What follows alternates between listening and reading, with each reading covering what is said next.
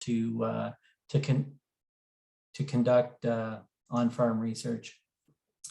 So we, through a collaboration with the Atlantic Grains Council, we pitched the project and it was funded, and our first growing season was 2019.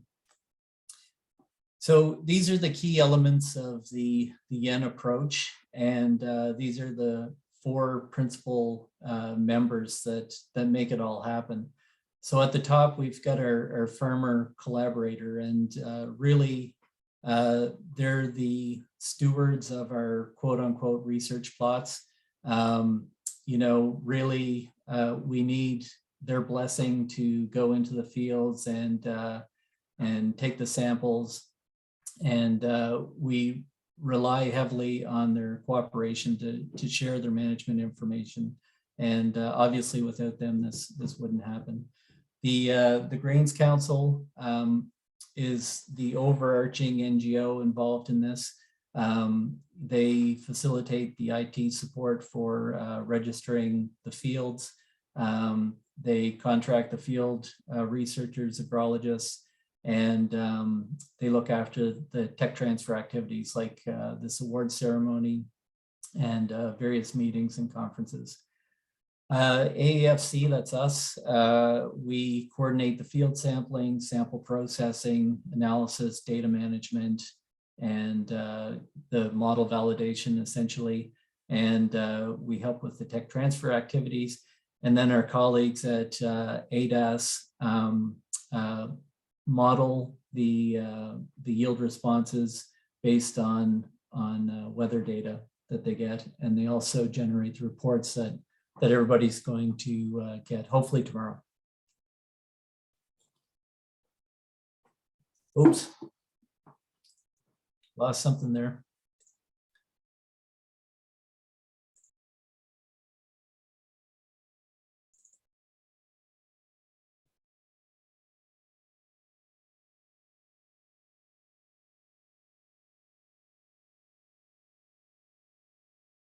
Okay, hopefully that's not a sign of things that are going wrong here. Okay, where was I? Okay, so more specifically, so it's essentially the farmer and Ag Canada and the agrologists on the ground collecting the information that we need to collect. And on the left, I have, you know, the things that we're looking for from the farmer, and on the right, just kind of an idea of the different sampling and processing elements that that we look after. So there's quite a long list, and as Roy said, we're ending up with a fairly sizable data set at this point. So going all the way back to 2019 when we first started, we initially had 34 entries. It was just in PEI, and our 2 crops were spring wheat and winter wheat.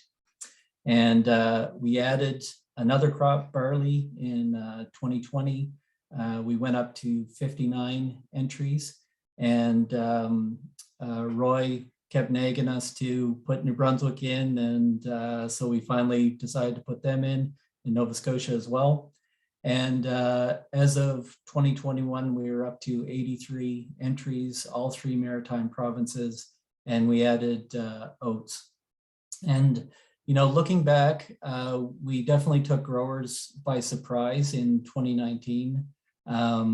You know, we had our initial kickoff meeting, and growers were looking for the recipe. And, you know, we told them there is no recipe. You're going to give us the recipe. And, you know, surprisingly, most of them decided to stay on. And really in 2019, there were people who were not totally focused on grain production and going for yield. And, you know, we just kept track of everything. And you know, as this thing is moving along, we're seeing more and more creativity at the farmer level in terms of what they can do to do things differently and hit those higher yields. And, you know, for example, we may have seen a more simple approach with, you know, a couple different forms of nitrogen back in 2019. And, you know, 2020, we saw, you know, more AS and UAN. And in 2021, we're seeing all kinds of different things being used. We're looking at micronutrients and, you know, the full complement of macronutrients, different timings. And so we really are seeing an increase in management complexity amongst the entrants. So growers are really taking advantage of this competition to try out different things in their fields. So we might have one farmer who has maybe 3 entries, 2 or 3 entries. And when I'm looking at the management data, I can see, well, they're keeping the inputs the same, but they're alternating seeding rates, or they might be trying different varieties. And that was initially the intent of going into this Yen approach, was to, you know, move things from the research plots into these farm scale experiments, and we're capturing the data, analyzing it, and then being able to use that information to provide management recommendations. So these are the sites. We were up to 83 entries, and we've got PEI fairly well covered. Nova Scotia covered off on the grain growing areas. New Brunswick, Western New Brunswick, it'd be nice to see some in around Sussex area, perhaps, maybe the eastern side of New Brunswick this year. But this is essentially the lay of the land. And, you know, as Roy mentioned in the introduction, I mean, we wouldn't be anywhere if we didn't have our collaborators, our agrologists helping out. So everybody knows Doug. He's based out of PEI now, and he covered off more or less PEI, a little bit of New Brunswick and a little bit of Nova Scotia. We have Caitlin in the Valley, and Dave in New Brunswick, in northern New Brunswick. And here's a shot of Sylvia Wyand. She is very much the brain, heart, and soul of the agronomy program here in Charlottetown. And she looks after the coordination of all of the sample processing and making sure that all the T's are crossed and the I's are dotted. So I'm going to talk about some of the trends, and these are just a few things, just essentially to spark conversation around the table. And I just pulled out a few elements. As I mentioned, the data set is pretty big, and we're getting close to where we need to be in order to look at some of the factors that are driving yield. When we look at the nitrogen application data over the 3 years, I mentioned that we're seeing an increase in diversity of nitrogen sources. We're also seeing an increase in the amount that's being put down. So, you know, in 2019, so particularly we're seeing an increase in the winter wheat. This graph on the left, you can see growers are using the opportunity to get into this yield competition to really hammer the wheat with winter wheat with nitrogen. And to a lesser extent, there is growth in applied nitrogen in the spring wheat, but to a lesser extent. The interesting thing is, and these are just mean values, is we are seeing a nitrogen response in the winter wheat, but there's a little bit of variability there in the spring wheat. So these are the kind of trends that help to generate research questions and look at you know, all of the factors that may be going into that yield calculation. So there's all kinds of reasons we can speculate that, you know, the winter wheat has a larger root system. It's formed in the fall, and it's better able to use the nitrogen that's put down. And you throw drought conditions in there, you throw variability of rainfall, and there could be a lot of different reasons why we're seeing this. PGRs is a really popular part of intensive grain management. And, initially we were, there was the occasional grower using PGRs. We're definitely seeing an increase in their use. And we need to know whether the use of these plant growth regulators is worth the expense. And, interestingly enough, this is plant height on the left, and this is these are PGRs versus yield.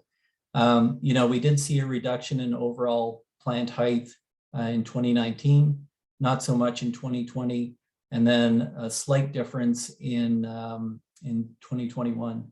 Now, the idea of reducing lodging just from changing the height of the plant is not really, that's definitely not the whole story. And a lot of these products are being sold as stem stiffeners.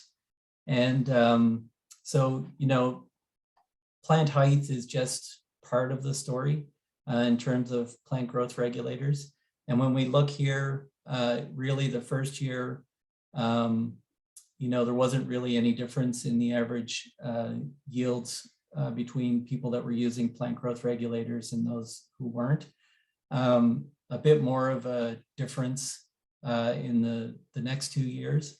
But what this is likely showing is that the PGRs are being used as part of a more intensive management approach. And, the PGRs probably aren't driving it, but they are part of, what makes yields high in these people who are getting the higher yields. So we know that timing is absolutely critical. And dose response is absolutely critical. So we have the information for when growers are putting these on through the season, and we're planning on looking at that information to try and figure out when the best time, what the right dose is. And right now, Dan McEachern is doing a study to look at exactly those things. And then probably the lowest hanging fruit is planting date. I mean, we've looked at lots of date by rate experiments, and really there's no denying, no matter what cereal crop you're putting in, the earlier it goes in, the better it's going to be. And we tend to see those higher yields for folks who are able to get their crop in early. Okay, so this is what we're outlining with the YEN is really a survey data approach. And, whether it's the YEN or the on-farm research, it definitely marks a new way of conducting agricultural research. A lot of you in the potato world have probably heard of the Living Labs. And I have to say that the Atlantic Grains Council has the Living Labs beat by about 3 years. So, that's essentially what this is. And really the benefits are, we're accumulating sites in years. So what I like to talk about in terms of Buddy Down the Road. So when Buddy Down the Road does one thing and it works, that's only one example. And really what you need from a like a statistics standpoint to be able to say with confidence that it is going to work, you need about 30 examples of Buddy Down the Road. So our statistician, Sherry Fillmore, nothing gets her more excited than the accumulation of sites in years. Well, at work anyway, that's all I can speak of. But this is what the drive is to accumulate sites in years. Another benefit of this approach is that everybody's involved. The researchers and the farmers and the NGOs, we're all working together. I mentioned the robustness of the data. We're going to be able to make management recommendations based on real world data. And really we're generating as many questions, probably more questions than we actually are answering in this. So really it's it's an excellent approach for that. The challenges, I have to say the hassle factor is definitely higher. I mean, as a scientist, it's easy. I wouldn't say it's easy, but it's definitely easier to spend the time to write a research proposal, get funding, fire the plots in, and analyze your data.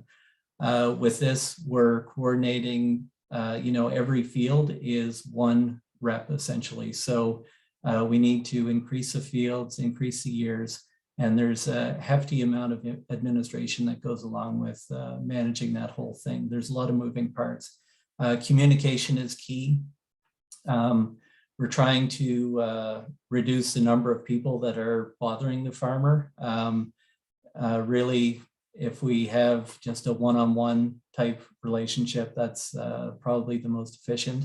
And there are quite a few human resource issues in terms of coordinating the sampling and making sure that we have all the information that we need. This takes longer. We're going into year 4 here, and we're probably going to be in really good shape after this upcoming season to be looking at some of the driving factors for yield in our region. And it would take probably 5 or 10 years to accomplish what could be done in 2 or 3 years in small plots, but the data probably wouldn't be as transferable from the small plots as it's going to be from the on-farm research.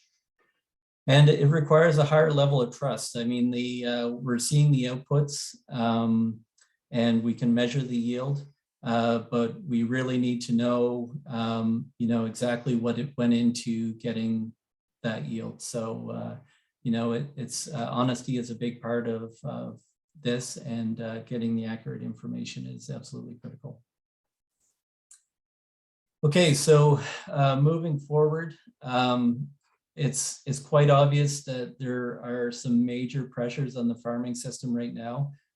Input costs are going through the roof, and this is something that we have to take into account. Yield at all costs, hammering it with nitrogen is definitely going to affect the bottom line.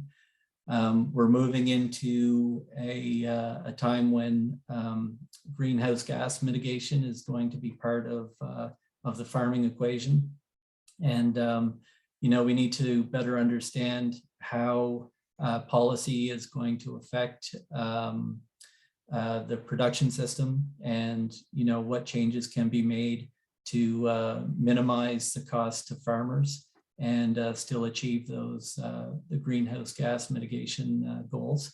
And then with the potato wart, these non-tariff trade barriers that seem to be popping up are probably going to become more of an issue in the future. So really what I'm saying is overall is we're happy with the yen approach. And I think what we want to be doing is looking at more of an on-farm type survey data experimentation system going forward. So, if the missing link is, or not the missing link, but the critical link is the farmer participation. And, really, I think building this community essentially and filling this feedback loop is going to be important to figuring out the best way to get the higher yields on the East Coast. So I can always be reached by email or on the phone for anything at all, like research ideas, either Alan or myself. Alan, the gentleman farmer, mayor of Emyvale, is always available for research ideas. And they go through Alan, and they make their way to the folks at AAFC eventually. So that's basically all I have to say for an intro.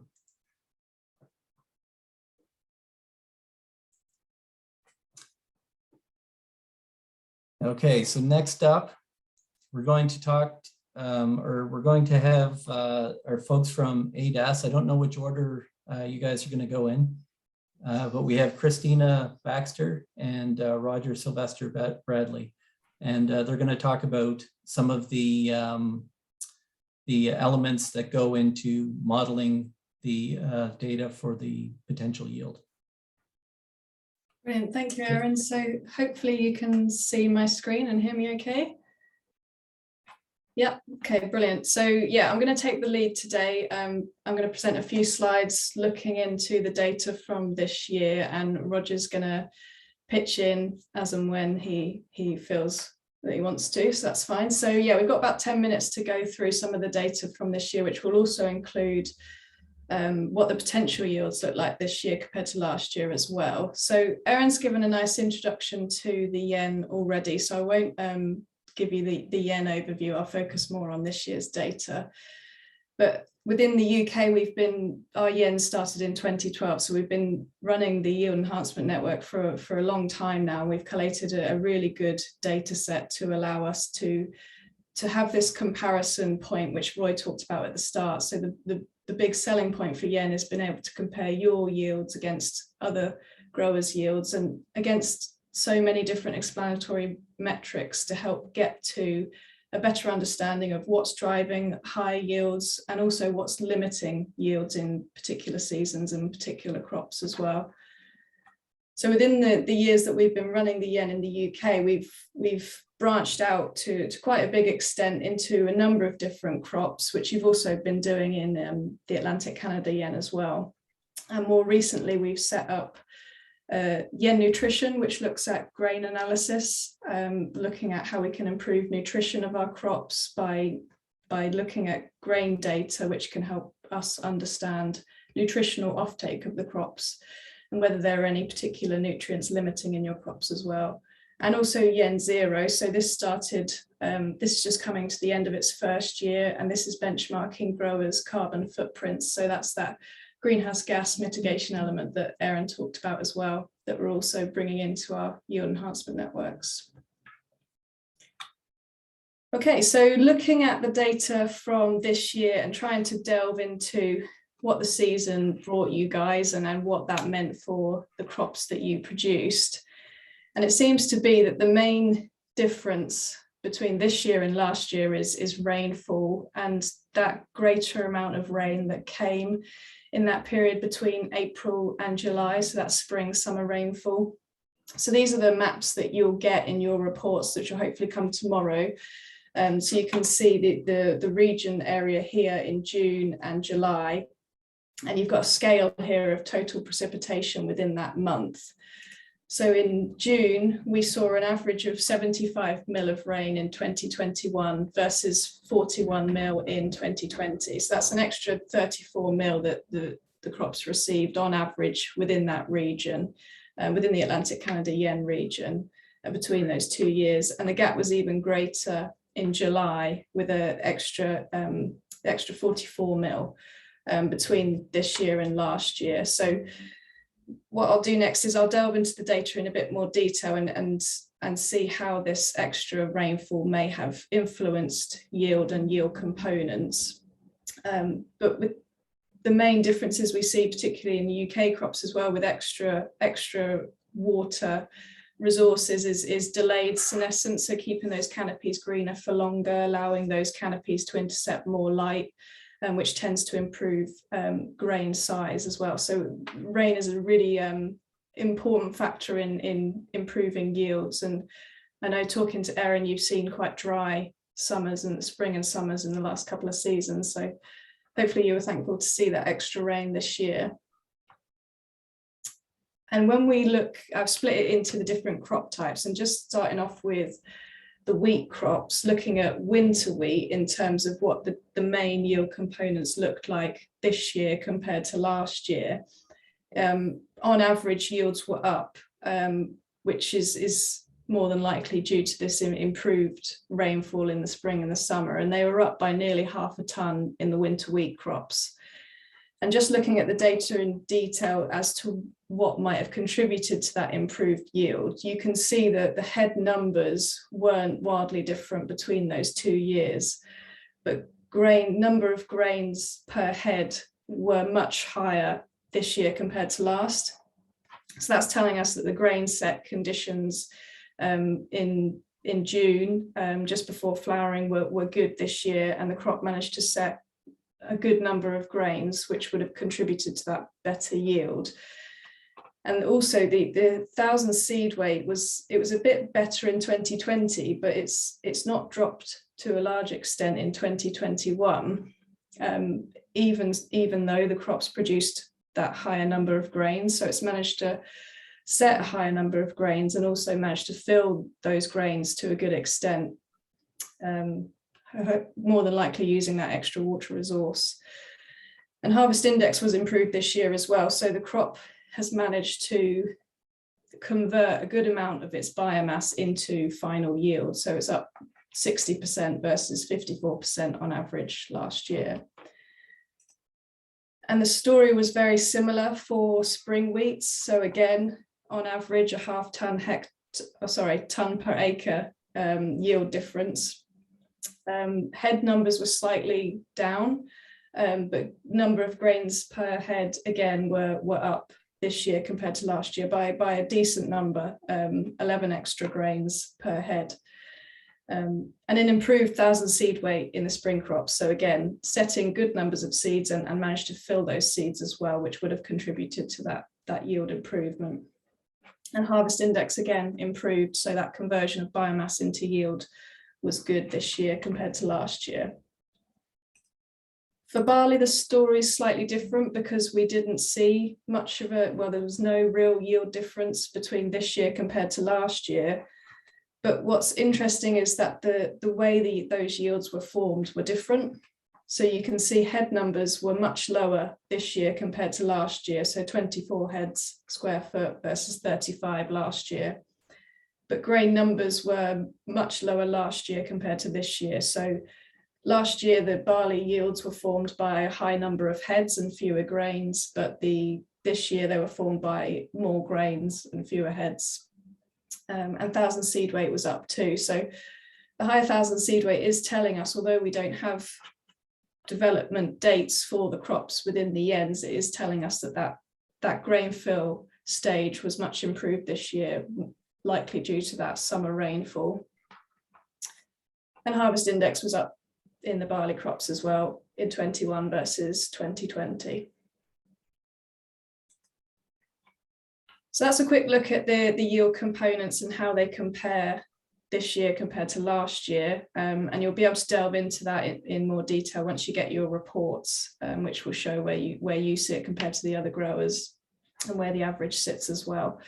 And I'll talk a bit about the yield potential model, because the 21 figures are a good bit different to the 2020 figures. So I just wanted to explain why that difference is. And the yield potential model you would have learnt about in previous Atlantic Canada Yen results meetings, but just as a quick revision, it's essentially a very simple growth model which calculates potential yield based on the capture and conversion of solar radiation and rainfall. So it takes into account very inspired husbandry, essentially. So it's what could be achieved if all things go well, and it's enhanced conversion as well. So we assume a better conversion of these resources than we tend to see on farm. So essentially the yield potential, it acts as a target to aim towards. So with our yield potentials in 2021, we've got the fall map here and then the spring map as well. And you can see for the fall within the region, the potential yields for the winter crops tended to range from about 5 tonnes per acre to 6.5 tonnes per acre within that region. And compared to last year, the potential yields are up for the winter model by about 1.6 tonnes per acre. So it's a good bit different to last year's potential yield results. For the spring model, we see a range from around just over 4 tonnes per acre up to about 5.5 tonnes per acre. And when we compare that to 2020, we see again a difference of around about 1.7 tonnes per acre, so up again. And the reason why the potential yields are slightly higher this year is because of that big difference in spring summer rainfall. So the 21 season did see much higher rainfall within that spring period. So it's the way we calculate yield potentials is we calculate a light limited model and a water limited model. And it's the potential yield crops tend to be water limited more so than light limited. So it's this water limited model that's getting affected by this difference in rainfall. So I'll just explain how we calculate the potential yield for the water limited model. So what we do is we calculate how much water is available to that crop, and that uses the water that the soil can hold plus the rainfall in the spring and the summer.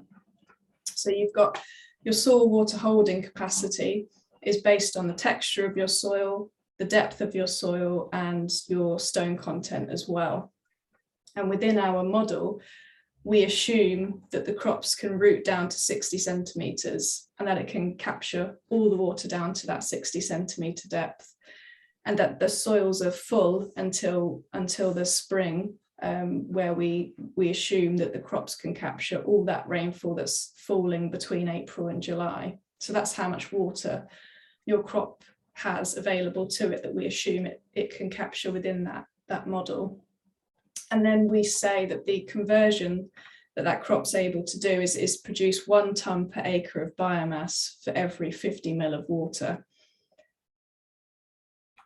And the reason why we're seeing big differences between this year's potential yield and last year's is because of this difference in the rainfall in April and July. So you can see we've got 2020 here and 2021 here.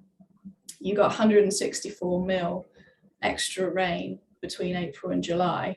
And based on our model, this equates to 3 tonne per acre difference in how much biomass we think the crop can produce using our potential yield model. And then using a harvest index of 60%, this equates to an extra yield of 2. So to simplify things, I've rounded these figures up, but that 2 figure essentially matches those differences that I mentioned between last year's model and this year's model. So yeah, that 164 mil, if we convert that to extra biomass using that 1 tonne per acre conversion for 50 mil of water, that gives us 3 tonnes per acre extra biomass and 2 tonnes per acre extra yield. So essentially the potential yield model is saying that if we consider potential yields, that extra rain in April and July means that yields should have been increased by 2 tonnes per acre. But what we've seen is yields increased by half a tonne per acre. So the potential yield model is saying that there's still capacity there to grow further. But one thing that's important to know that we saw in the data set is that we're assuming crops can root down to 60 centimetres, but a lot of the data and a lot of the growers within the Yen have much shallower soils. So I think that's a big limitation, that the amount of water available to the crop is limited compared to what we're assuming within the model. So we need to bear that in mind as well. Okay, well, that was just a quick deep dive into the data, hopefully a better understanding of the potential yield. But yeah, happy to take any questions. And if Roger wants to say something, then please do.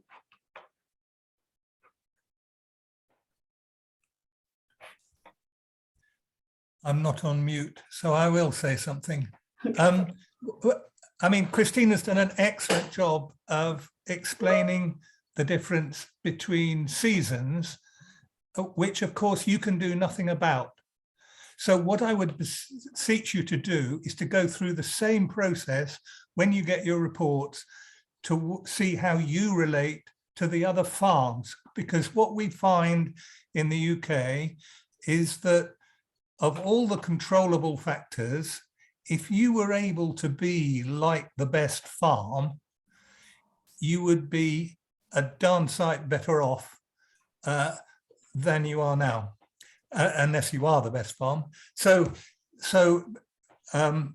it's that farm to farm variation that the Yens have really revealed, and it's the farm to farm comparisons rather than the season to season comparisons, because, well, from my point of view as a scientist, I don't see why all farmers shouldn't be as good as each other. I'll leave it there. Perfect. Thanks, Roger. I think, Aaron, we do have a raised hand from Randy. So if Randy wants to unmute himself and ask away. Sure. I just had a question for you. It looks like the model factors in rainfall fairly heavily, which we did get more of this year, but we definitely were short on sunshine. We had a lot of cloudy days or drizzly days. And I'm just curious how much the model picks up the amount of sunshine available versus the rainfall and how that's factoring into the potentials. Yeah, it's a good question. So we do take into account, we collect weather data, daily weather data for solar radiation and rainfall. And looking at the averages, it may be a regional effect that you're seeing, but on average across the Atlantic Canada region, solar radiation wasn't wildly different between the two seasons. But we would, if solar radiation was down, then the potential yield model would take that into account, and you'd subsequently have a lower potential yield if there was less light available. Any follow-up, Randy, or does that answer your question? Yeah, how are you collecting that data? Because I find that kind of surprising that you'd say that this year and last year were similar for solar radiation. It was, to me, it seemed dramatically different, but I guess I don't write that down every day. Yeah, it might be that will pull through if we looked at regional effects, because I was just looking at a quick overview just for the benefits of today's talk. The data is collected from a source called DTN, and it uses satellite data to collect the weather information, which I think is right. Is it, Roger? Yeah, I mean, the DTN are very nice because they give us their data, and the data are very easy to use for us, but we're not always totally confident that the local picture is being picked up because it's a global service. So there's a limit to the precision, the spatial precision that it provides. So, I mean, it may be an improvement we could look at in the future to use more local evidence. I'm just going to follow up, and so yeah, for that exact reason. So some of you had the UGO stations this year. So we are planning on comparing actual sensor data with the model data that Roger's talking about. So, absolutely, the model data is not as good as Randy writing it down every day. Randy, there's a project for you for this year. You can write the weather down every day, but hopefully those UGO stations are gonna shed some light on this whole idea for sure. I see you have another question from Eric Richter.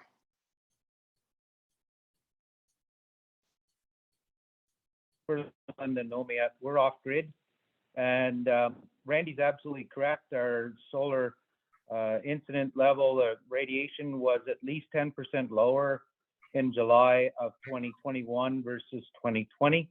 And Aaron, instead of reinventing the wheel, we could just tap into the microfit projects that are on the islands with all the, and again, that's just kilowatt output. We have our own solar meters all across the island. There'd be at least 600 now that we could look at output if Maritime Electric would share that data.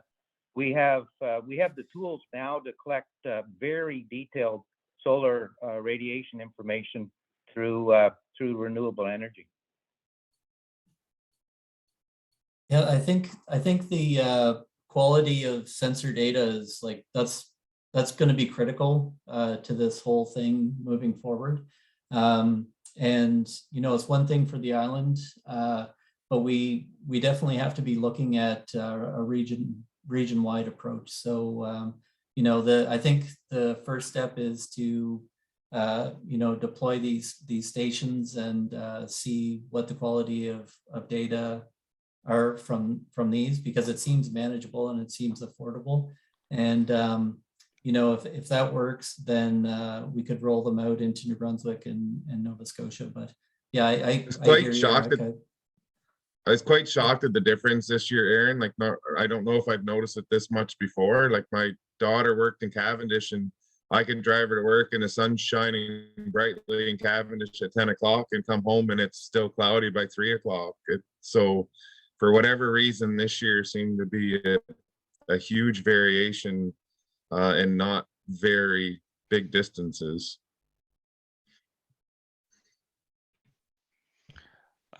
We have another question here in the chat from Courtney. It says, is there a possibility for an updated yield potential model based on more specific topsoil depth for our region?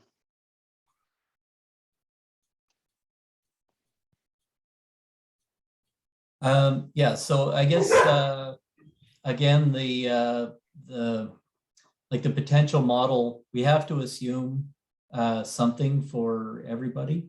And what we ended up doing was initially looking at the literature values for depth of soil, and we're not there anymore. So we have less soil right now.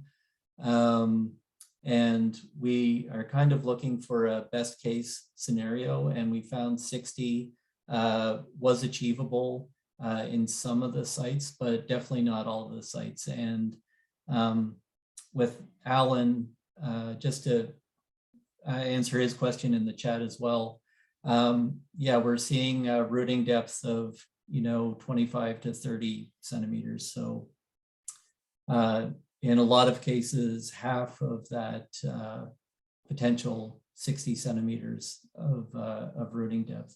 So this is something to take into mind or take into consideration when we're considering, filling up a certain amount of space with fertilizer that can be accessed by the roots. It's 30 centimeters is quite a bit different from 60 centimeters. So we never really would have thought about this until we started digging holes.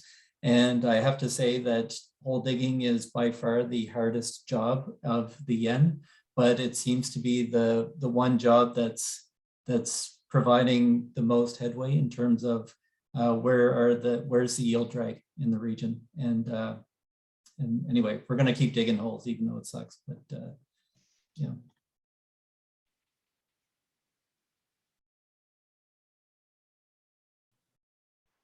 Perfect. Thanks, Aaron. I think you kind of alluded to Alan Miller's last question there with regards to rooting depth. So we'll move on. So I think we're going to hand it back over to you, Aaron.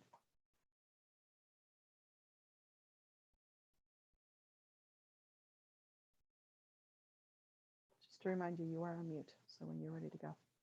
Yep, I'm just too many platforms.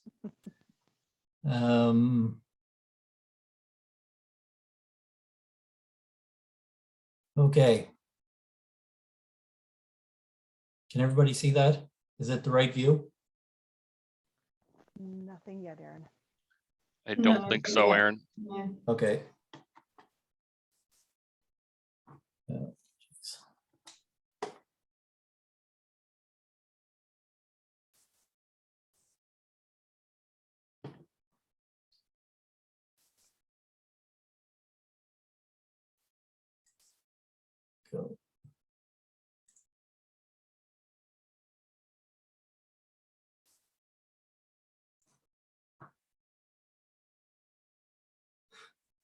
Oh my God.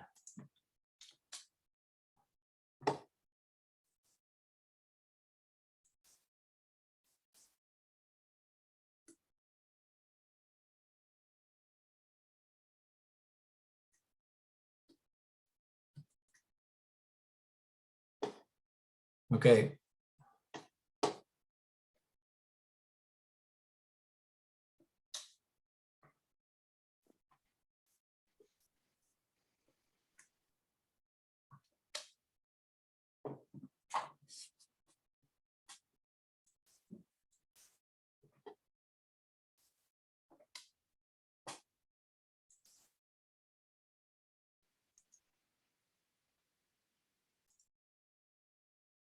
Did you start playing Xbox, Aaron, or what's going Yeah, on? can you, am I offline? Oh, we can hear you. We Oh, don't yeah, see your okay, good. screen. Okay,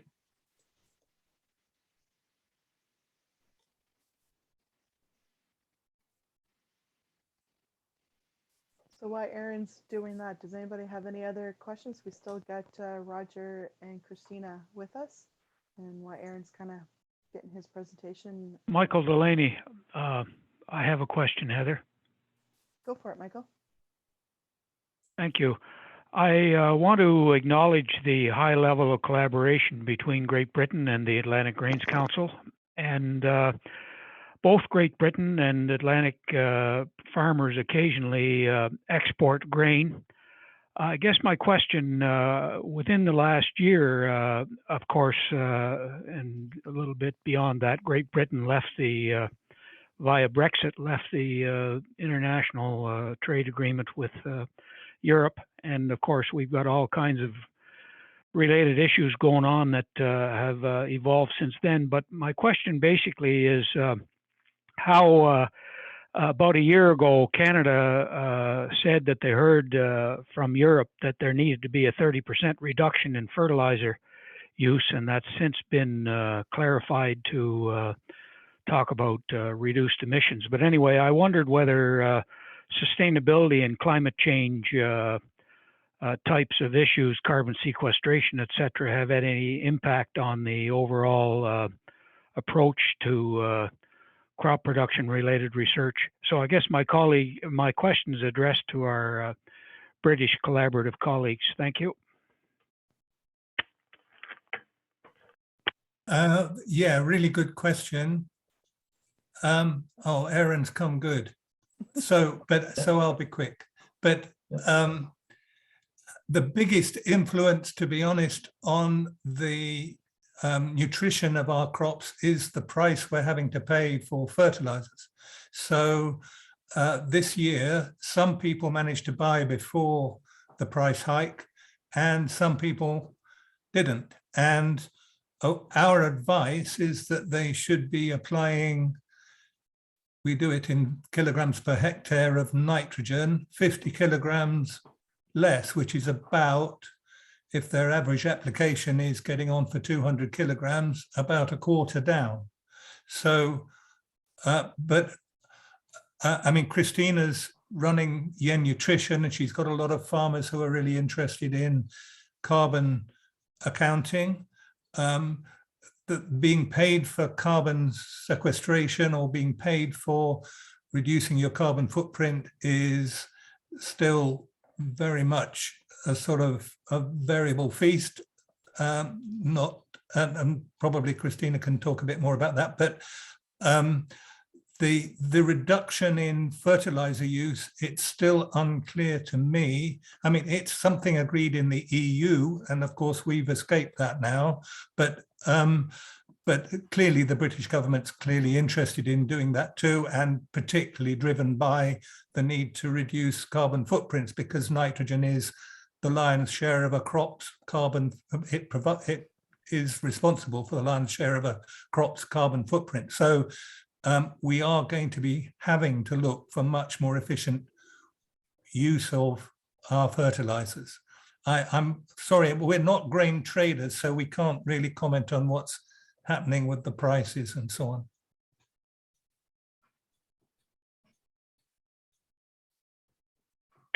okay.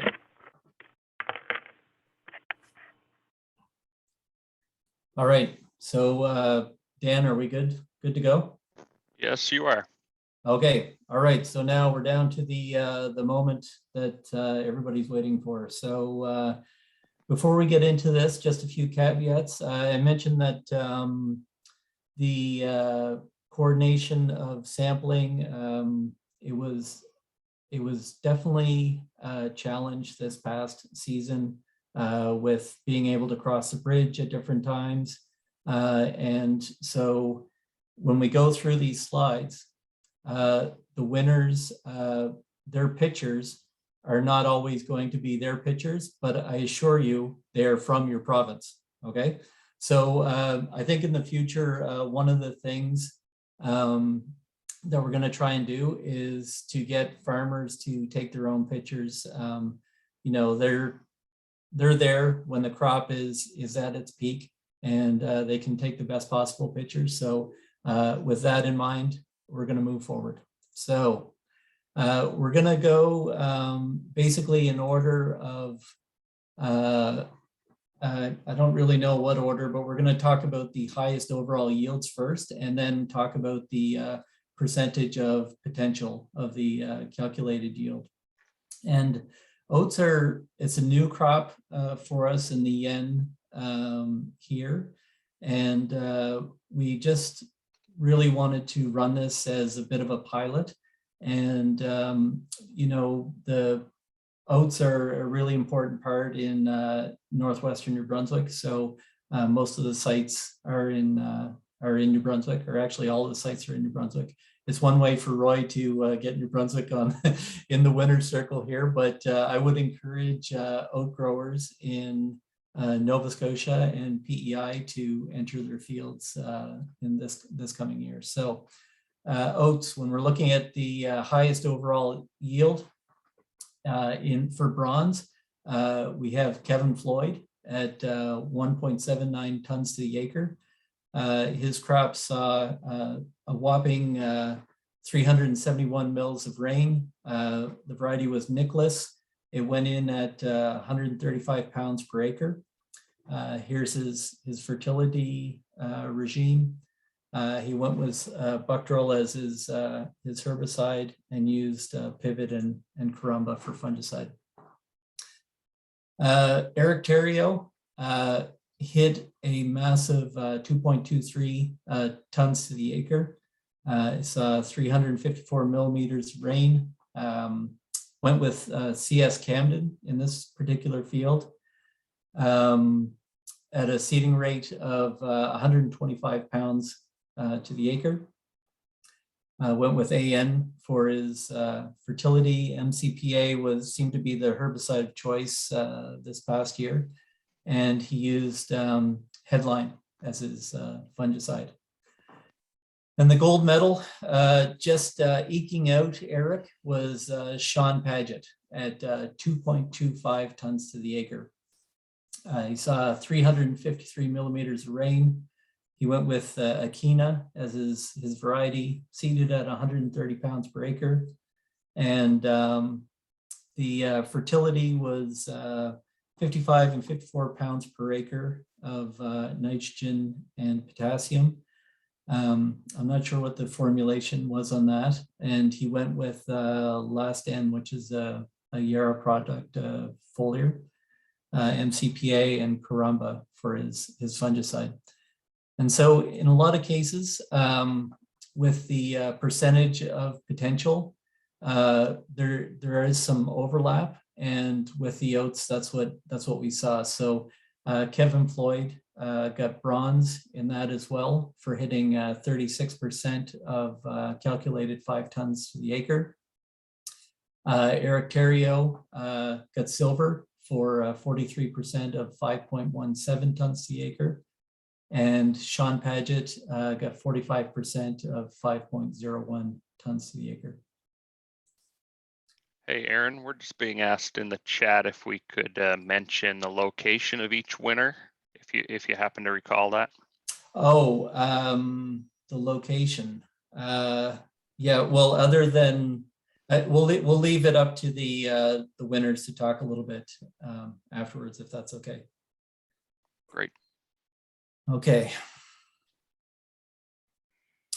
Okay, so moving into barley, where we had barley fields in all three maritime provinces.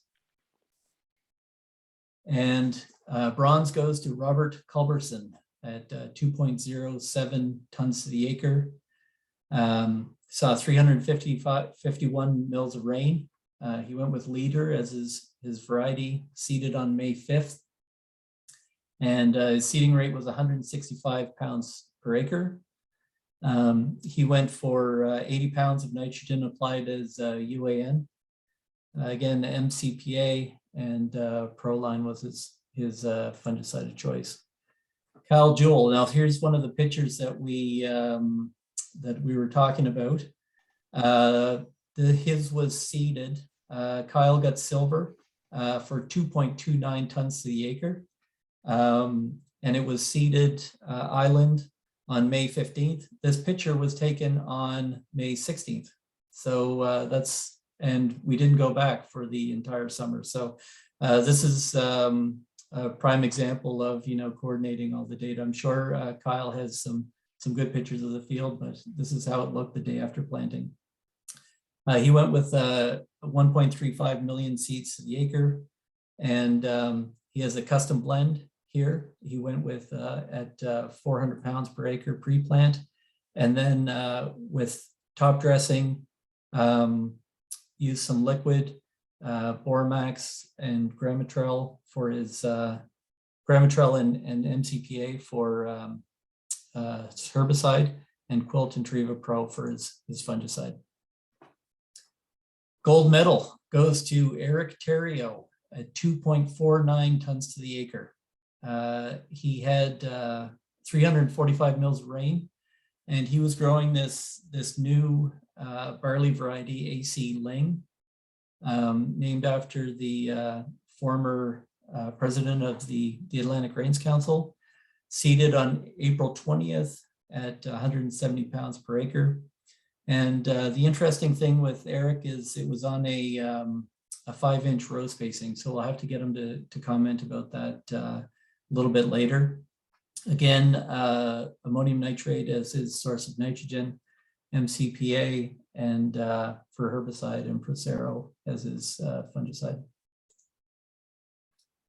And then percentage of potential, we had Doug Stone in Nova Scotia, in Shubenacadie, I think, and he was able to hit 42% of a calculated 4.6 tons to the acre. 286 mils of rain, leader planted on April 16th at 1.5 million seeds to the acre. He went with DAP pre-plant, and then urea ammonium sulfate blend as a top dress, Refine and 2,4-D as its herbicide, and then Quilt and Moravis Ace for fungicide. Kyle Jewell got silver in calculated percentage of potential, 44% of 5.24 tons to the acre. And Eric gets both the highest yield and the highest percentage of potential, with 48% of 5.2 tons to the acre. Okay, spring wheat. We've got Ryan Hamill at 2.22 tons to the acre. He saw 361 mils rain, went with AC Walton, which seemed to be the spring wheat of choice. Every year I talk about the need to get a little bit more diversity, pretty much exclusively AC Walton this year. And boy, could you guys grow AC Walton, because it really responded to the management this year. So I'm definitely going to eat my words on switching from AC Walton because it really performed. Now, mind you, we had a typical maritime year this past year, but we definitely saw some really high yields in nice wheat. So it was seeded on April 23rd, 1.9 million seeds to the acre. And then he used a custom blend at plant and 2 top dress events. Pixero was his herbicide, Serafit and Moravis Ace, and he also used a PGR Modus on his. And Randy Drenth scored silver, 2.43 tons to the acre.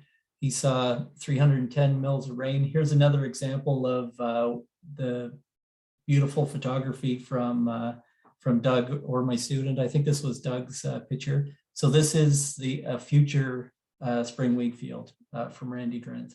He also went with AC Walton, seeded on May 21st at 240 pounds per acre. He used a custom blend as a pre-plant, UAN and ATS at top dress 1 and 2. And then he also applied this product, liquid product, Alpine, NutraAg Bormax. Again, MCPA is a herbicide, and then Stratego Pro and Moravis Ace for his fungicides. And he also went with the PGR. And gold medal for spring wheat goes to Colin McNevin. And he used a very similar approach as Randy Drentz. So we'll have to talk about whose idea it was to go with that particular management approach. He went with AC Walton, seeded on April 24th at 240 pounds per acre. Here's the custom blend pre. He went with top dress once, I think. Colin can talk about that. And MCPA as the herbicide, Stratego Pro, Bumper, and Moravis Ace for fungicides. And he used Manipulator as a PGR. And this is actually, we have some really nice drone footage of Colin's field for the Atlantic Grains Council. And this is, I think this is it as well. Okay, so as for percentage of potential for spring wheat, Anthony Neighbors is back in the winner's circle for hitting 44% of 4.9 tons to the acre of a calculated yield. He went, he had 357 mils of rain.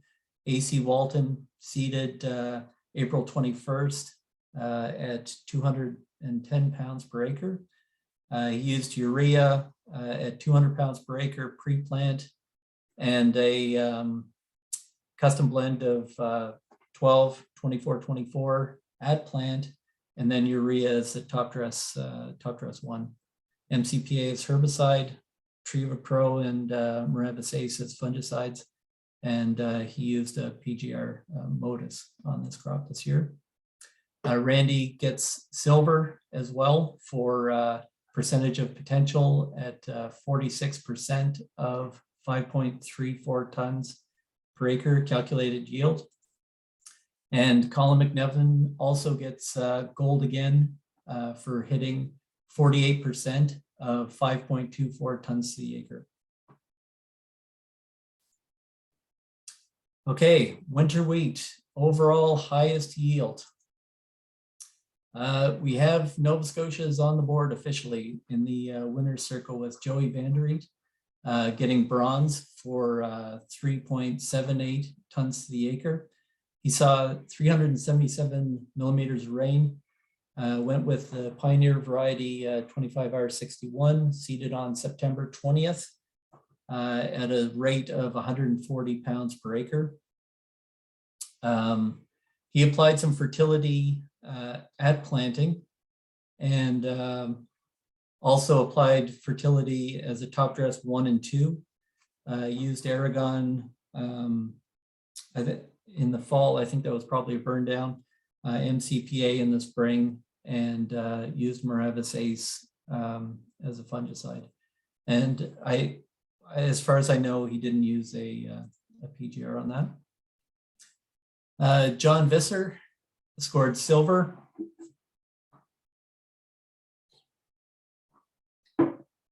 He saw 409 millimeters rain, 25R40 was his variety, seeded September 18th at 154 pounds per acre.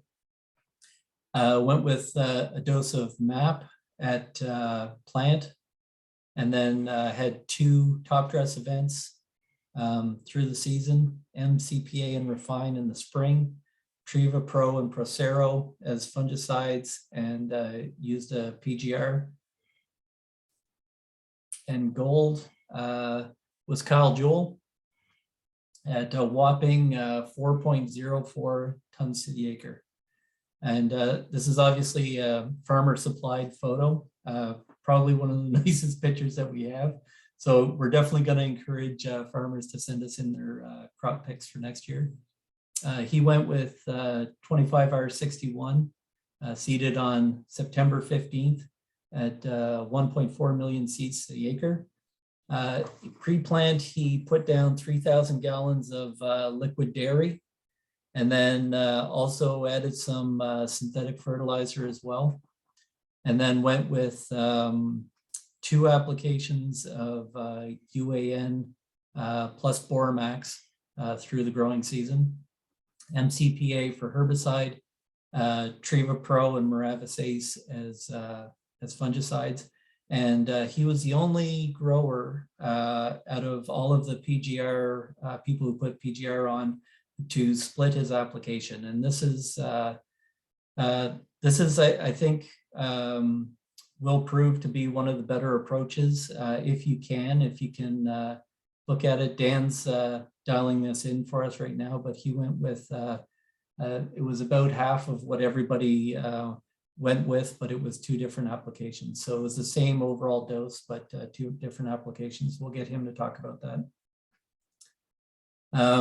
And when we're looking at the percentage of potential, we had Chris Sweeney, another Nova Scotian farmer, hit 63% of 5.3 tons to the acre calculated yield.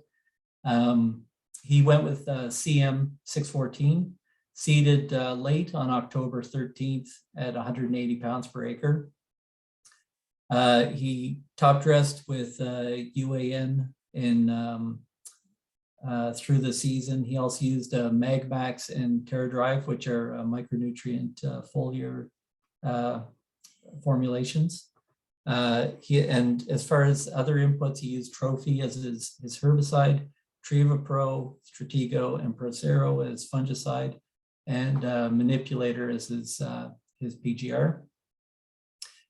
John Visser got silver in the calculated percentage of potential for hitting 65% of 5.9 tons to the acre. And gold, we actually, Joey Vanderriet nailed it with 66% of a calculated 5.7 tons to the acre. So our highest overall this year. Kyle's going to have to clear a place in his trophy shelf in that new barn to put the trophy. But Kyle Jewell is our highest overall yield for this year. So with that, I think what we're going to do is Dan's going to get all of the gold medal winners in a panel. And we're going to get them to talk a little bit about their farms, their approaches, and you know, basically how things worked out for them this past growing season. So Dan, we're looking at. Were you taking notes? No, sorry. You're gonna have to name all the gold All right. Okay. medalers. Okay. All right.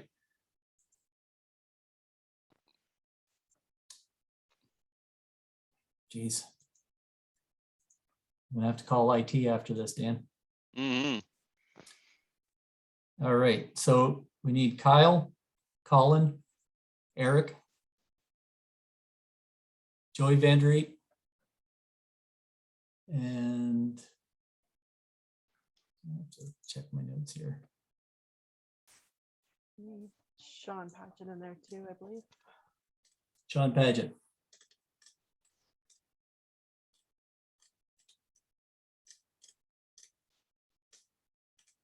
Colin McNevin.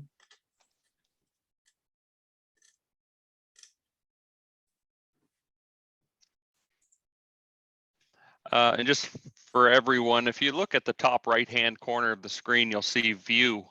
If you happen to select gallery view instead of speaker, we'll be able to see everyone that's speaking in the panel whenever they're selected.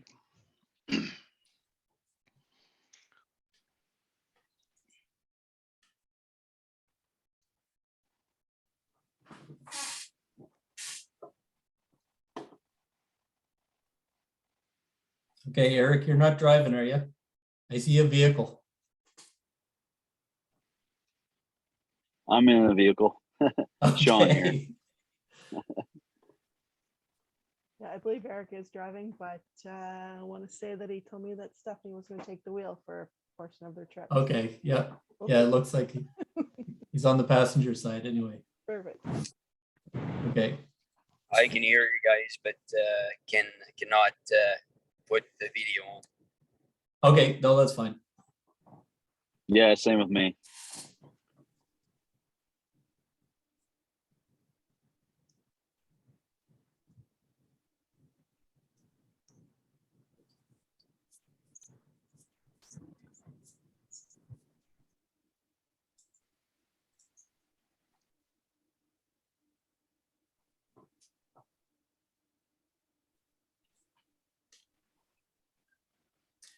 Okay, so as Dan's getting that the panel together, I think I'm just going to start prodding folks with some questions.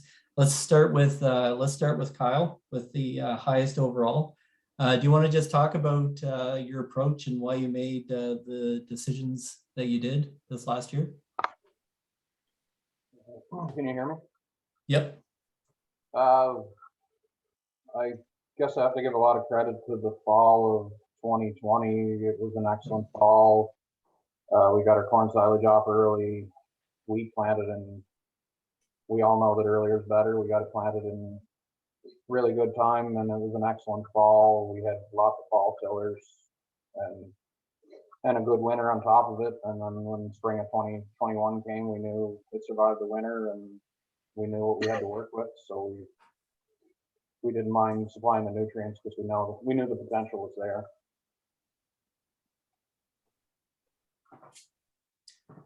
Okay, and the liquid dairy, is that part of your regular your management? Like, did you have a few fields that you hit with the liquid dairy, and then Yeah, you know? as dairy's part of our operation, and we got manure to get rid of. So any opportunity we can get it applied, especially in the fall, into a field that we can get it incorporated and get some kind of crop to dig its feet into it. We like to take that opportunity instead of spreading it on top of the field and leaving it for the winter. So, and the weather was good. We were ahead of schedule on our. We had a shorter day corn because we needed, because of the fall before with Dorian, we had to get some higher quality feed into our yard. So we grew a shorter corn. We got that off. The weather was good. There was manure in the pit, so we got it spread on those fields and got it incorporated and got the wheat planted right behind it. So, but we're trying to make it a practice to get the manure incorporated into the ground and get it covered up. So, and as a dairy farmer, why are you growing wheat and not exclusively corn like most people? I mean, why is grain important for you? Well, rotation and wheat straw is a big part of our feeding system right now. Our dry cows that's the main forage in the dry cow ration is wheat straw and corn silage. So they call it in the dairy industry, they call it Goldilocks diet, but it's been very successful in our dry cow and fresh cow program. So growing high quality, but we have to have high quality straw. We don't want to bring toxins or anything into those pregnant cows. So it's worked well. It's a rotation. It's sort of a cover crop if we can get our corn off and get that wheat planted as a cover crop, and spreads our workload out for the spring. Okay. And what was the motivation to split that PGR app for you? It just come down to timing. Because of that early planting the fall before, we probably should have been able to do something for weed control the fall before, but it didn't happen. So we had heavy weed pressure. We had to get the herbicide on. We weren't ready for fungicide at that point. There was no need to put that on, but the wheat was at a stage where Motus was in the range for Motus. So we decided, we knew we were going to have to come back in a couple weeks later for 10 days with the Tribal-Pro. So we decided to put half the Motus on when we were going with the herbicide, and then we followed up and put the other half on fungicide. Is that something you think you'd do again? I guess if time permits, I mean, that time of year, we're pretty busy here between trying to get our spring crops planted, manure spread, but I think if you had, and we knew there was a heavy tillage, big crop there, so we knew anything we could do to keep it started early to strengthen that straw to keep it standing. Right. Is Colin on the Yeah, I'm here. thing? Okay. Colin, do you want to talk a little bit about your approach? Well, our approach was basically kind of building on what I learned here at work at the Egermart and what I learned the last couple of years of the End project. So what we try to do was jam a lot of seed in the ground, try to actually in spring wheat, I don't want to see the wheat tiller, which is kind of odd. We want to have main heads. So we were striving for 700 heads per meter squared. So we were at like 240 pounds per acre of seed. So we were at a lot of seed in the ground. We were following grain corn, so we had 50 units of nitrogen on the field that went in for carbon tie-up. So that's why my fertilizer rate was as high as it was, because there's actually 100 pounds of urea in that going out in the pre-plant just for tie-up. And then the goal was basically just manage the crop from there, have a lot of heads, and hopefully get a lot of big heads and big crop at the end of the year. So is that higher seeding rate? Is that something that you normally go with in your other fields? Yes. Yeah, we were at 600 last year in 2020, and we're at 700 in 2021, and we're going to go up to 800 in 2022. Well, We're going to try more. Well, make sure you enter those fields, because we're always looking to see, that's something that we're interested in measuring for sure. So, and you have a fairly aggressive fungicide program. So does that vary year to year, or is that part of your standard management? Standard.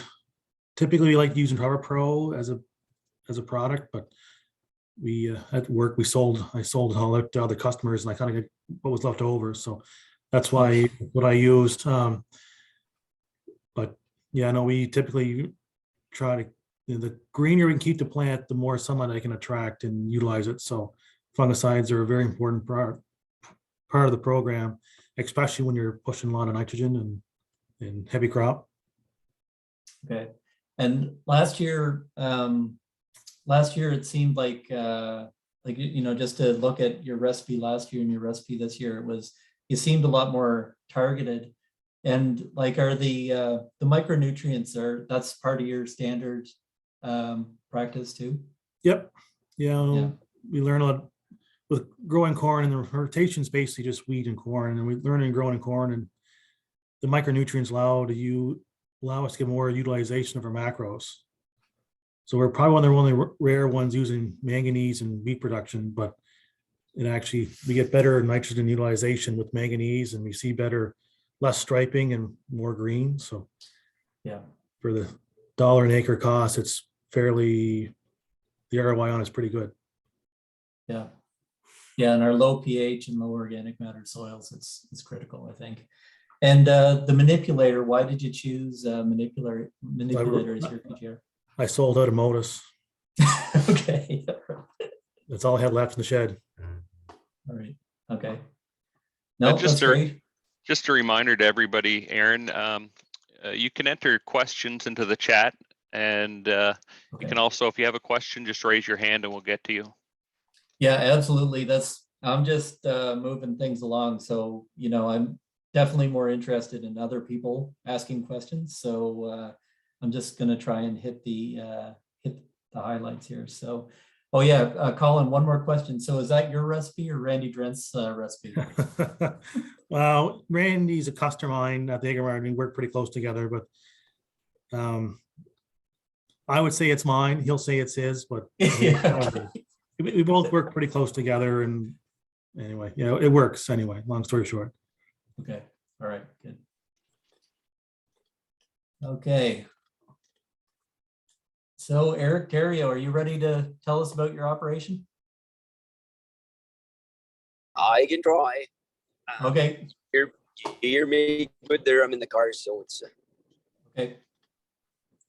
I guess which crop do you want to start with? I guess. Let's go with barley. Okay, the barley crop was the wing, and actually, I did manage it pretty much the same as I usually do. And I guess it's probably more the year than anything else that made it that we achieved those yields is what I'm thinking. What I had focused on in the beginning is I wanted to see where I was going to be hitting with the regular management that I normally do. And I did that solely because I wanted to see where I stood in front of everybody else with the management that I was regularly doing. And with the year that we had, which was a phenomenal year, it brought me to where I was. But that said, there was another variety actually that yielded better than that one. We achieved 2.75 with another variety, and it was great. Like the year was just superb. So all we done is applied our regular rates of ammonium nitrate after planting, and we did apply our fungicides, and it worked. So sometimes I'm almost wondering, hearing the others talking about their experience, I'd almost lean towards seeing what's the return on investment on all of what's been put in the other ones that have been doing it. You know, if there's so many inputs that you're putting into it to get the crop to that true level, wondering which one is the more efficient. I guess that'd be my question. Yeah, I was gonna wait till we get through this round, but that comes up quite a bit. And you know, if we're moving into $1,200 plus nitrogen, then I think we're gonna have to seriously look at those things. So what's the motivation for the 5-inch row spacing, Eric?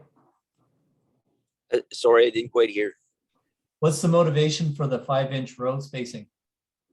That's a piece of equipment that we had bought, and it's coming from Germany. It's a Lemken seeder that we have, and when it came in, it had the 5-inch row spacing, and we kind of kept on with that. We thought it'd give better yields, and actually every other machine that I'm ordering now, it's all 5-inch. So I just ordered another one.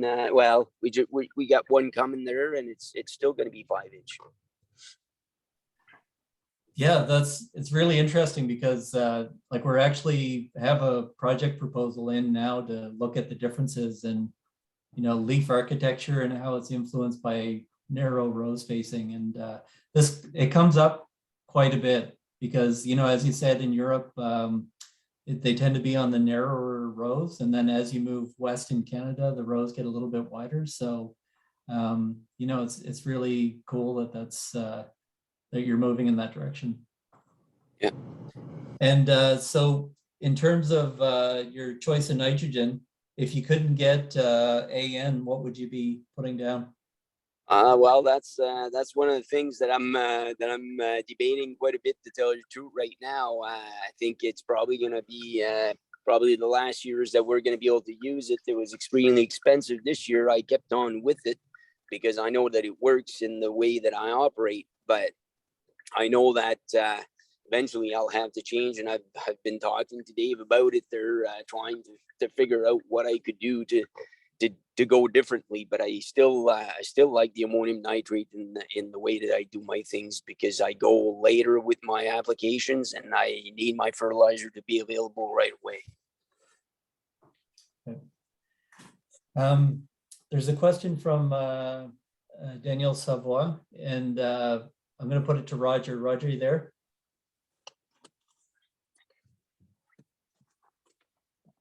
Okay, what is the row spacing in Europe? Yeah, I saw that. I mean, it's very variable actually, but and there's some sort of double rows so that you sort of 2 rows close together and then a gap in between. So that there's quite a lot of variation. We've never really been able to show significant advantages. And I think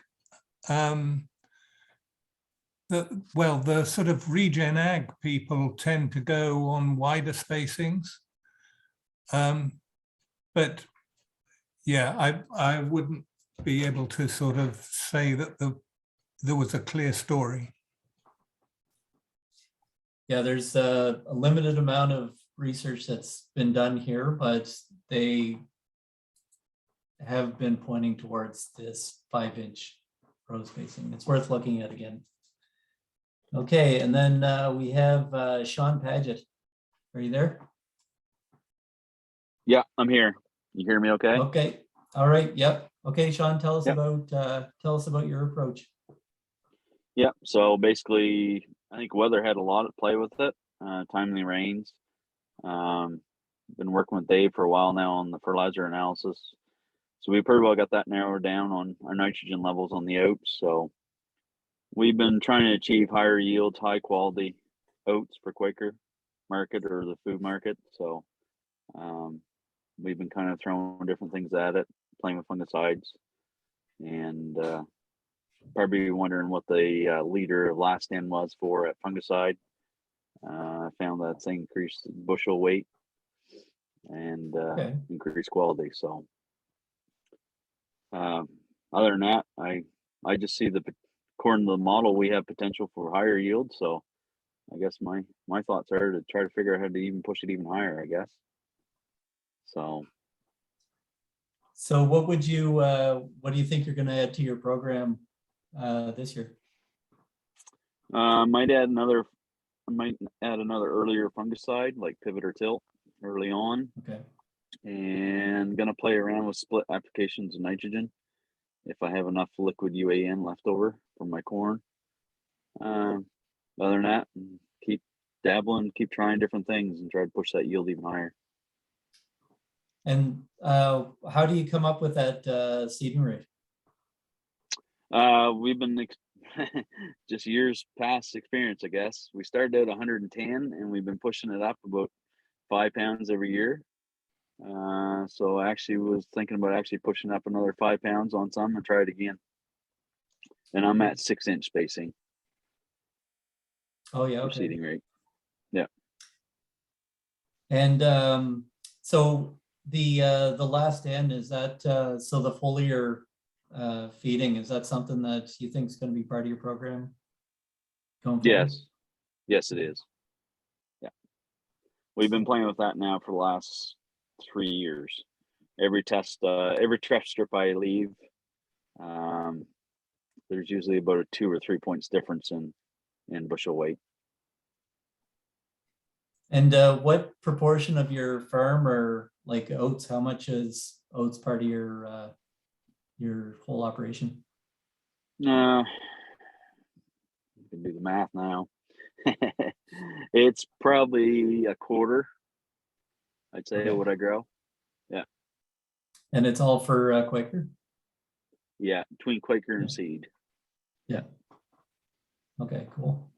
So you're not intimidated by some PEI growers growing some oat next year? No, not at all. That's what it's all about. So yeah, and I think you had one field, but yeah, if any, and I'll put this out to all growers, like any inkling for experimentation that you want. I mean, obviously we're not going to do like more than say 2 or 3 fields, but if you want to enter 2 fields and you have 2 different management approaches, I mean, I would definitely encourage that. It's we did a study a few years ago where we measured soil health and a whole bunch of different things on the farmer's best field and the farmer's worst field. So they don't have to be your 2 banging fields. They could be one that's not doing so well and one that's going really good. So, you know, having those things to contrast that with 2 fields that are relatively close together, then I would encourage you to enter them in the the competition. Okay, so we had pretty much the same overlap for percentage of potential and actual, except for in the winter wheat, we had Joe Vanderreet. Are you there, Joey? Hi, can you hear me? Yep, yeah, I can hear you. Okay, so yeah, Joey's actually in my my homeland. I grew up in Milford, so I know exactly where Joey's farm is, and I know where Dave Stone's farm is too. Actually, I grew up in that area. So, you want to tell us a little bit about your operation? Yeah, sure. So we seeded that field right after corn silage, and we no-tilled it. It was our first year for no-tilling.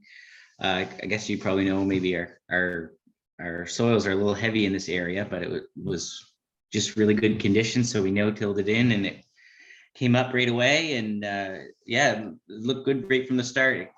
We had quite a bit of rain, and you could see the tiles were very prominent. But maybe that's where we got held back a bit. But no, we were really pleased with how it all turned out. So, and being a dairy farmer, I'll ask the same question as I asked Kyle. So what proportion of your operation would be small grains?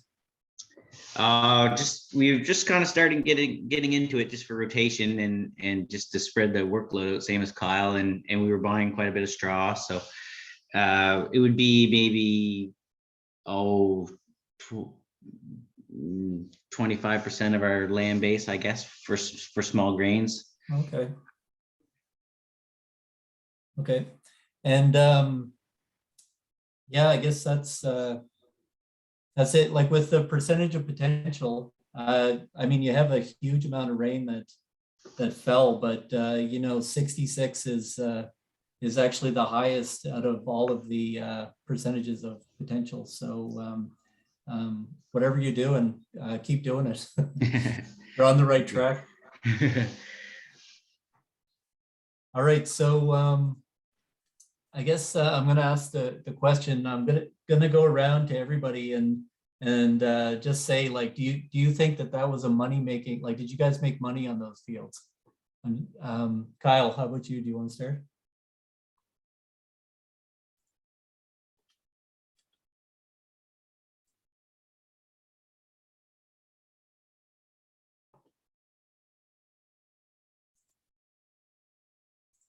Oh, I don't know if you're trying to talk there, Kyle, but You got there me we now? go. Okay. Yeah. Do you feel like that management approach was worth it? Definitely this year with where the inputs were and the selling price of the crop and the amount of straw we were able to bring off that field, definitely. Now going forward next year, we're gonna have to watch our numbers a little closer and dial in on that nitrogen. We're looking at almost double in cost, so we're gonna have to look at that going further. But definitely with the cost of inputs and selling prices this year, it's definitely very profitable for us. Okay. Do you know, like, with those, do you know what your break-even point would be on those? I do have it. I just don't have it in front of me right now. Okay. All right. And how about you, Colin? Yeah, it was, we turned a good profit on our spring wheat, even though it was an expensive crop. The inputs were cheap last year and the wheat price was good. So, you know, we did well. Okay. And Eric, you had a comment about that before. That was probably a money-making crop for you this year. Certainly was. I mean, the input costs were not that far away from the norm, and to me, with the yields that we've had and the price of the crops right now, it was a phenomenal yield year overall. So yeah, been great. Okay. And Sean? Yes, it was. It paid back this year, no problem. Well worth the investment to do. Okay. All right. Good. We're getting close to dinner time here. And I just wanted to know, like, does anybody have any questions from the group that you want to ask these guys before we let them go for dinner? Don't be shy. This works a lot better in a pub. And trust me, we're gonna try and get back to the pub format here, hopefully next year. So do we have any questions from the gallery? Just on that note, Aaron, just put another note in there that we will be doing the in-person research day coming up on Prince Edward Island on the 23rd of March. And like, as everybody's seen the agenda, you are on the agenda for Yen, and the panel is there as well. So we will be able to ask questions and do the in-person back and forth. So I'm looking forward to those days as well. So okay. See, Chris Sweeney might have a question. Aaron. Okay, go ahead, Chris.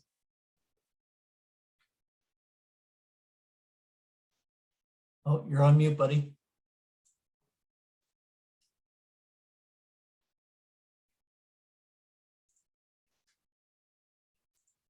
Oh, you're still on mute.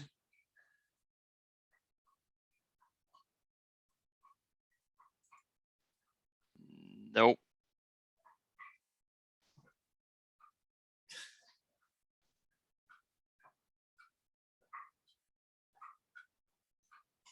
Okay. Good driving, Chris, but if you can write it in the chat, hopefully we can. Yeah, if you can write it, yeah. We totally missed that. We can see you, just okay. can't. Yeah, we can, yeah. If only he knew sign language, we could. Yeah. Okay, I think, is that, do we hear him now?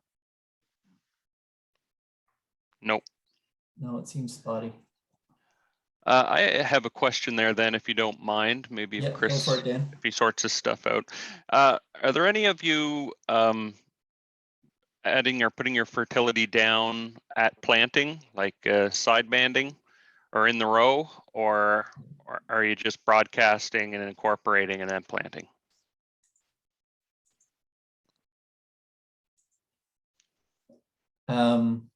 Yeah, well, let's start with Sean Paget.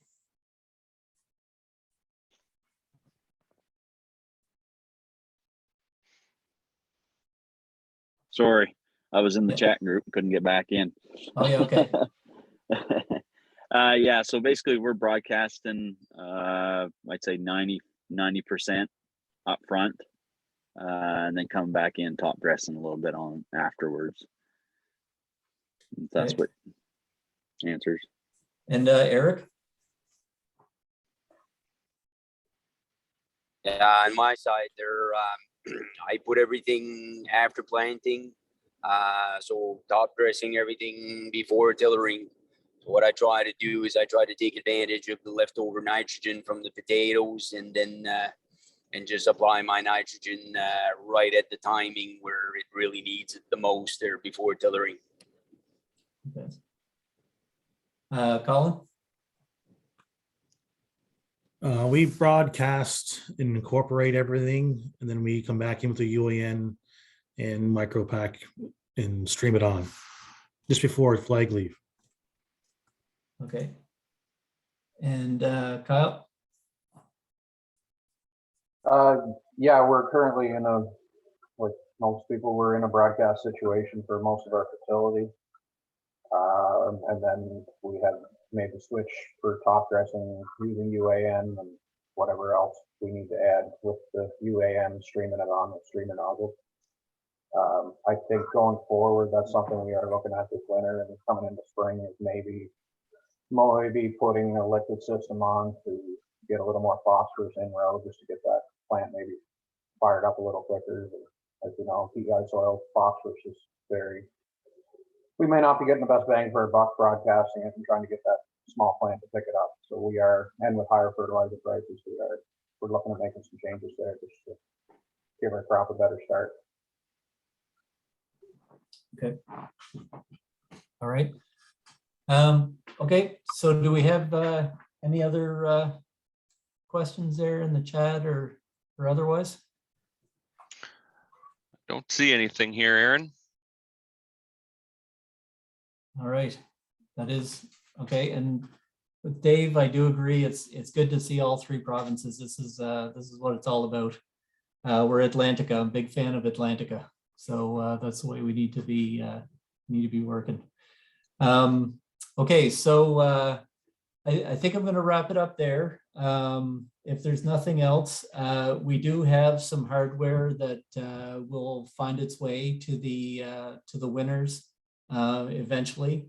The trophy industry is no exception to being hit by supply chain issues. So, so we're dealing with that. But you can expect to get some hardware personally delivered here before too long. If you do have a field and you want to enter it, we're accepting entries immediately. I think we're going to have be a little bit harder on the cutoff dates this year for both entries and for data collection, just so we don't run into a situation where it's 3 hours before the award ceremony and we're crunching data. So anyway, if that's everything, I want to thank everybody for being part of this, and I hope to see Yen grow and this approach grow through the years to come. Heather, do you have any parting words? Sure, for sure. Or Roy? Yeah, I'll start, and I'm sure Roy can pitch in here at the end. Thank you, Aaron. Without your expertise, I don't know where we would be with this project. So thank you very much to yourself for doing this activity. I think it's an activity that I'm looking forward to growing in the future. So thank you for that. Also need to make acknowledgement that this project is funded through our checkoff program. So thank you very much to the producers that contribute to this on a yearly basis. This is just one aspect of where your research dollars is going into this project. So thank you very much for your support with regards to our checkoff. Aaron, you did mention with reports. So I know that I've been getting a few emails back and forth. So yes, your reports will be coming as soon as I get them from Aaron and from our friends at the UK. We'll make sure that those are in your inbox as soon as possible. And like I did mention, we will be coming to Prince Edward Island on the 23rd of March, the April 7th in Woodstock, and April the 8th in Truro. So we'll get into a little more in-depth conversation with regards to Yen, and hopefully we can hand out that hardware, quote unquote, at that point, and we'll go from there. So congratulations to all the winners today. And again, thank you, Aaron, for your expertise, and Roger and Christina. I know there were some late emails and early emails, and I appreciate everybody's involvement in this. So thank you.